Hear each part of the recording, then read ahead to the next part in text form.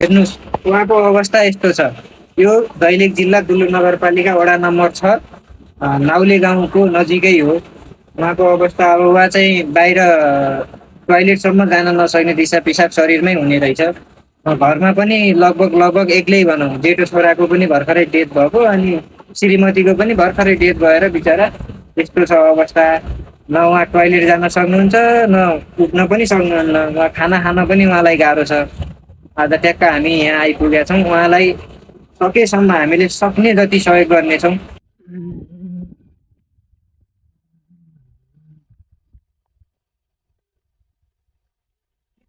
नमस्ते, हुनुहुन्छ? यस्तै छ है। एक्लै हुनुहुन्छ कि कोही छ घरमा?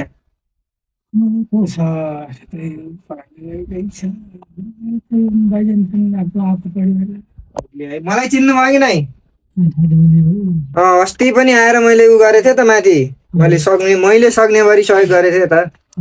के छ अहिले स्वास्थ्य अवस्था?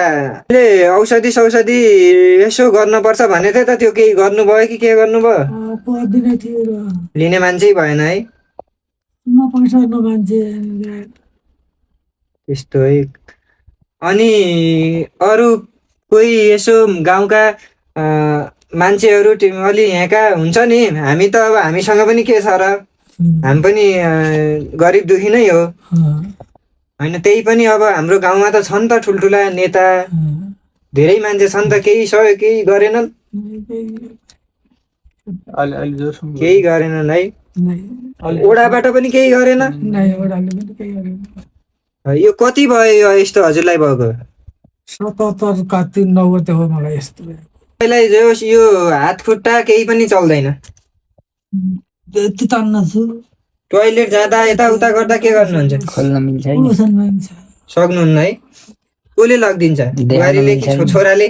बुहारीले फालिएछ अब क्या हो है। बुढी श्रीमती भर्खरै बितिहाल्नु भयो, जेठा छोरा पनि भर्खर बितिहाल्नु भयो। अब 7 गते बित्यो, 14 गते। यहाँ कसैले पनि सहयोग गरेन। अब के छ अनि उपचार हामीले गर्न लग्यौँ भने जानुहुन्छ त? जानुहुन्छ है। अब हामी पनि यस्तै हो, हेर्नु, हामी पनि काठमाडौँ नेपालगञ्ज सुर्खेत लगेर उपचार गराउन हामीलाई पनि गाह्रो हुन्छ, हामी पनि सक्दैनौँ। तर हामीले सक्ने भरि उपचार चाहिँ गर्छौँ। हामी तपाईँलाई यत्तिकै चाहिँ बस्न दिन्नौँ। पहिला यो तपाईँको रोग के हो, हामी दुल्लु लगेर उपचार गराएर चेकअप गराउँछौँ पुरै। यस्तो है, हात खुट्टा ऊ पनि केही पनि छैन। यो खुन पनि हुँदो रहेछ, खुन निस्कन्छ, बाहिर आउँदैन। यो रोग हो। र औँलामा धर्सा छन्, नौमा धर्सा छन्। यो कम्मरभन्दा तलको भाग चल्दैन। के यसो टोयलेट व्हील चेयरमा बस्न सक्नुहुन्छ कि न? यसो उभिएर सक्नुहुन्न है? नभए हामी त्यो व्यवस्था गरिदिन्थ्यौँ।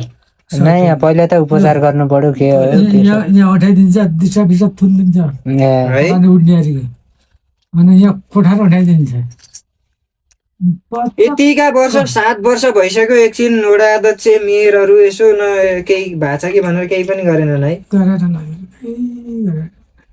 अब अरू कुरा भन्दा पनि मैले त तपाईँलाई पहिला पनि आफूले गर्ने सकेको सहयोग गरेकै हो। म अझै पनि हामीबाट हुने, हामी छौँ, हामीबाट हुने गरी सबै गर्छौँ। हामी तपाईँलाई अस्पतालमा लगेर उपचार पनि गराउँछौँ, चेकअप गराउँछौँ पुरै। पहिला रोग त पत्ता लगाउनु पर्यो। अहिलेसम्म त तपाईँले चेकअप नै गराउनु भएको छैन। अब आर्थिक अवस्था पनि यस्तै छ। हामी लगभग एउटै हो, तर पनि हामी तपाईँलाई सहयोग गर्छौँ। हामीले सक्ने जति सहयोग गर्छौँ।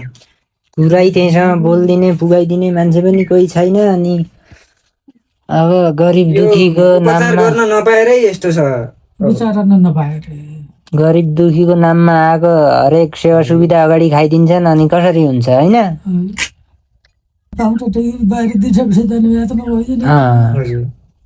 अहिले जे दिसा पिसा केही पनि जानै सक्दैन।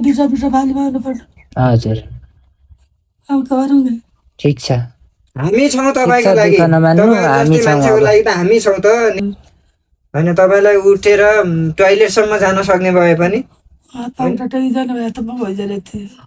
हात खुट्टै अब आएनन् भने त गाह्रो छ। हुन्छ हामी तपाईँलाई जे होस् अब अस्पतालसम्म लगेर चेकअप पुरै गराउँछौँ। त्यसपछि अब के रहेछ त बिराम, अहिलेसम्म त चेकअप नै गराउनु भएको छैन। अनि बिराम के हो पत्ता लगाइसकेपछि बल्ल उपचार अगाडि बढ्छ। त्यसपछि यहाँ घरको लागि हामीले केही गर्नुपर्ने छ भने अलिअलि हामी गर्छौँ। के खानेकुराहरू के छ, खाना मजाले खानुहुन्छ कि? खाना खानुहुन्छ है? खाना लाउनदेखि लगेर सबै हामी व्यवस्था गर्छौँ है। टेन्सन रुनै पर्दैन, हामी छौँ त यहाँ। हुन्छ, अझै केही टेन्सन नमान्नु, हामी पनि तपाईँको छोरा नै हो।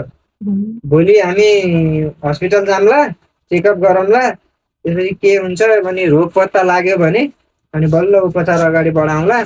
यहाँ घरको लागि हामी अलिअलि नुन तेल हामी किनिदिन्छौँ।